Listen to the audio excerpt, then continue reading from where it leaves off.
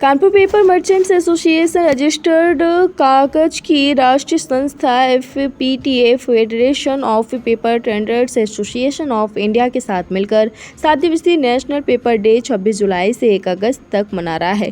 इसी संदर्भ में कैप्टन जगतवीर सिंह रोण, पूर्व सांसद एवं पूर्व मेयर के द्वारा मोती झील में बैग, कॉपी एवं बुकलेट वितरण किया गया। इस मौके पर संस्था के अध्यक्ष मनीष अग्रवाल ने उपस्थित नागरिकों एवं व्यवसायियों को कागज से संबंधित जानकारियां दी कि कागज एक सस्टेनेबल रिसाइकलिंग प्रोडक्ट है। साथ ही यह भी शिक्षा दी कि हम सभी को पेपर वेस्ट का कलेक्शन बहुत ही सावधानी पूर्वक करना चाहिए ताकि वह पेपर दोबारा मिलों में जाकर वापस कागज का रूप ले लें। इस मौके पर संस्था के महामंत्री कृष्ण कुमार बेरीवाल, कोषाध्यक्ष Saurabh Agarwal, paper day committee chairman Mukesh Agarwal, Deepak Gupta, Rahul Shukla, Aparna Umar, Manish Gupta, Saksham Gupta एवं मीडिया प्रभारी राहुल सैनी आदि उपस्थित रहे।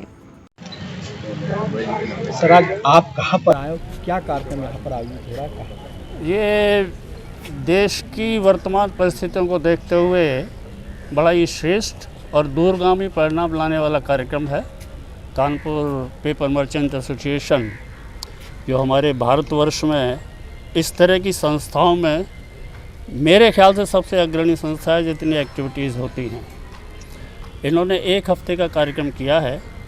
आज उसमें यहाँ पर कार्यक्रम रखा है। इसमें हम कागज़ के थैले भी बांटेंगे और इनका FM रेडियो पर जो कार्यक्रम है उसमें प्रसारण होगा, उसको भी लोगों को देखना चाहिए। वर्तमान में केवल भारत में नहीं पूरे विश्व में ऐसा लगता है कि लोग उतने जागरूक नहीं हैं अपने भविष्य को लेकर के, और विशेष रूप से हमारा देश, ये हमारा दुर्भाग्य है कि देशों में उतनी जागरूकता नहीं है। वो इसकी चिंता नहीं करते कि हमारे आज के किसी भी काम का को परिणाम आगे आके क्या मिलने वाला है, और जिसको हम रद्दी समझ करके फेंक देते हैं उसको उपयोगी बनाया है हमारे कानपुर मर्चेंट एसोसिएशन जो पेपर की है और पेपर मिलों ने। इसकी लुगदी से वो पुनः उसको पेपर का निर्माण करते हैं।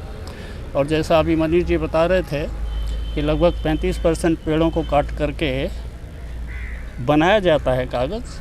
बहुत पहले पूरा कागज़ बनता था इसी से, पेड़ों को काट करके ही। जब कागज़ का आविष्कार हुआ, मैं तब की बात कर रहा हूँ। पहले तो पत्तों पर लिखा करते थे, फिर जब कागज़ का आविष्कार हुआ है तो उसके बाद, लेकिन उन पेड़ों की कमी ना हो उसको देखते हुए इन लोगों का एक प्रोग्राम वो भी चलता है कि वृक्षारोपण भी करते हैं। मुझे लगता है आज भी होगा। हाँ जी, हो रहा है।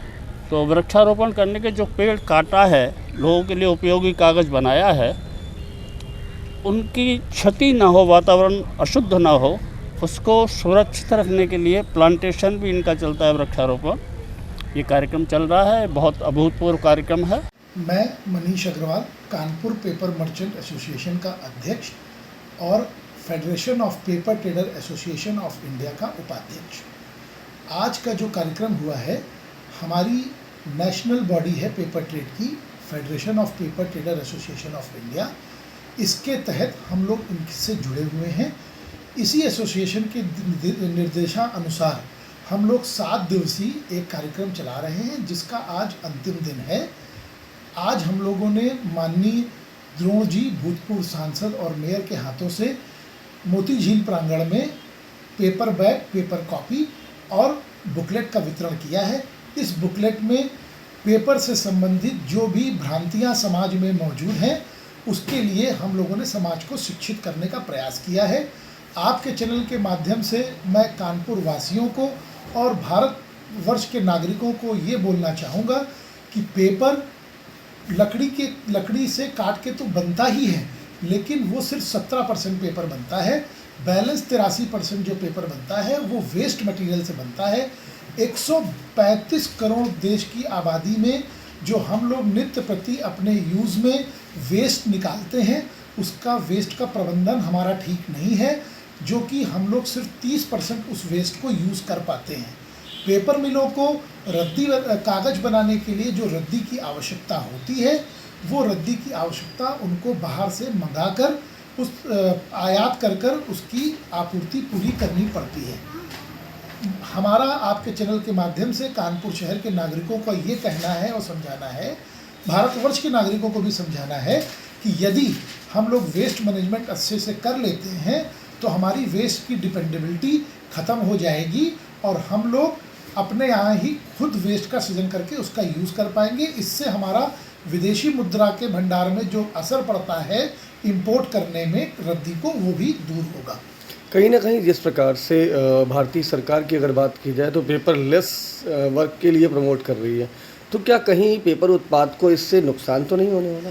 नुकसान साहब इसलिए नहीं होने वाला, इसका बहुत बड़ा कारण मैं आपके चैनल के माध्यम से बता दूं। डिजिटलाइजेशन जो सरकार कर रही है उसी के साथ साथ हिंदुस्तान की जो आबादी है वो आबादी दिन प्रतिदिन बढ़ रही है और गवर्नमेंट की जो नई शिक्षा नीति आ रही है उस नई शिक्षा नीति के अंतर्गत सारे सिलेबस चेंज हो रहे हैं और बच्चों को उस शिक्षा नीति चेंज होने पे कहीं ना कहीं कागज़ और किताबों की ज़रूरत पड़ेगी।